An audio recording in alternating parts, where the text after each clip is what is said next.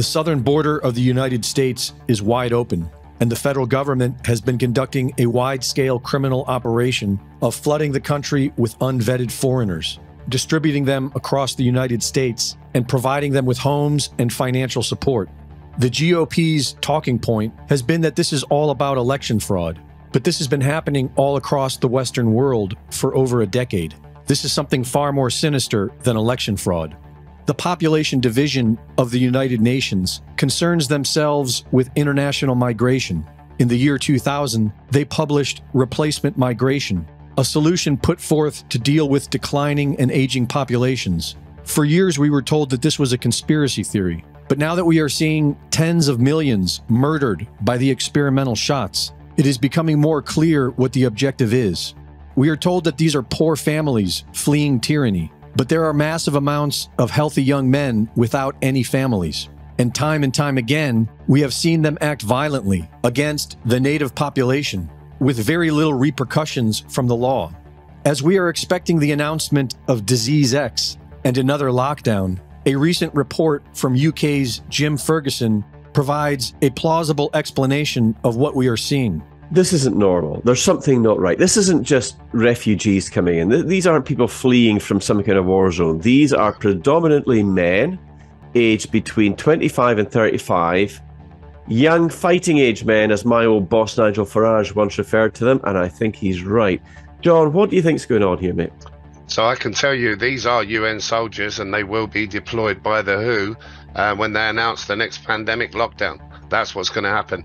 They've been trained by British soldiers. They've been trained by the Black Watch Regiment. They were training them in Antalya in Turkey and in the east of Ukraine.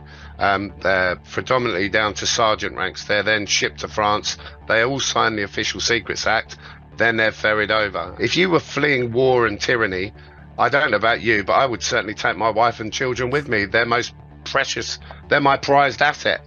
You know, they're everything to me. If you're going to war, you go to war with the lads. They're going to be deployed. They will be deployed. John, I mean, you say you've spoken to people in the Black Watch. I mean, the Black Watch are very famous, regiment. Yes. Are they actually going along with this?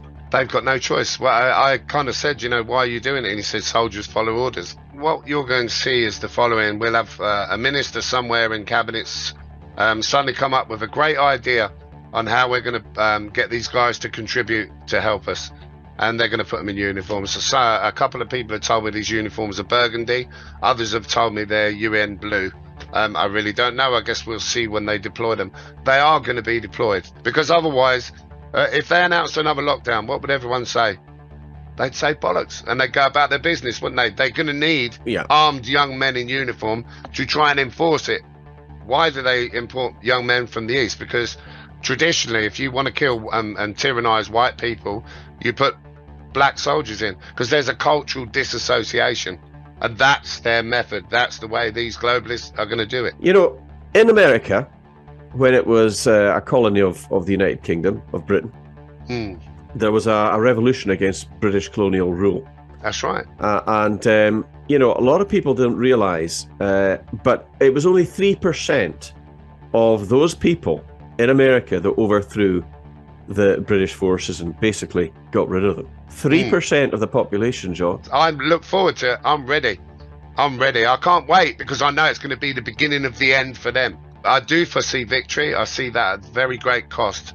But we will see it. And I think the world will become closer than ever when we do see victory. It's going to come on the back of a load of bloodshed, and unfortunately it has to. Once people of all colours come together and recognise their common enemy, we'll walk over these people in 10 minutes. Reporting for InfoWars, this is Greg Reese.